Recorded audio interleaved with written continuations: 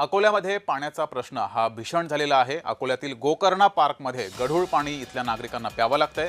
तसंच पाणी पुरवठा तब्बल 15 दिवसांनी होतोय। त्यामुळे नागरिकांच्या आरोग्याशी एकीकडे खेळ सुरू आहे तर मुबलक पाणी पुरवठा सुद्धा मिळत नाहीये। पालिका प्रशासनानं समस्येकडे लक्ष द्यावं अशी मागणी इथल्या नागरिकांनी केली आहे। अकोला शहरातील प्रभाग क्रमांक 8 इथल्या गोकर्णा पार्क परिसरात पाणी पुरवठ्याचा गंभीर प्रश्न हा निर्माण झालाय। या भागातील नागरिकांना नळातून गढूळ आणि अस्वच्छ पाणी येतंय। त्यातही नियमित पाणी पुरवठा होत नसून तब्बल 15 दिवसांनी पाणी येत असल्यामुळे स्थानिकांना मोठ्या अडचणींचा सामना करावा लागतोय। या गढूळ पाण्यामुळे आरोग्याचा प्रश्नही निर्माण झालाय। नागरिकांना पिण्यासाठी स्वच्छ पाणी विकत घ्यावं लागत असल्यानं आर्थिक भारही पडलेला आहे। त्यामुळे पालिका प्रशासनाने याकडे लक्ष द्यावं अशी मागणी इथल्या नागरिकांनी केली आहे।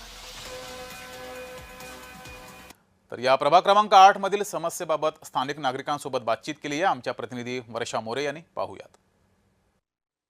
गेल्या 1 ते 1.5 वर्षापासून ज्या ठिकाणी पाणी नाहीये पिण्याचं किंवा वापरायचं म्हणा, ते ठिकाण म्हणजे पाण्याच्या व्यतिरिक्त सुद्धा अनेक समस्या असणारा प्रभाग म्हणजे प्रभाग क्रमांक 8।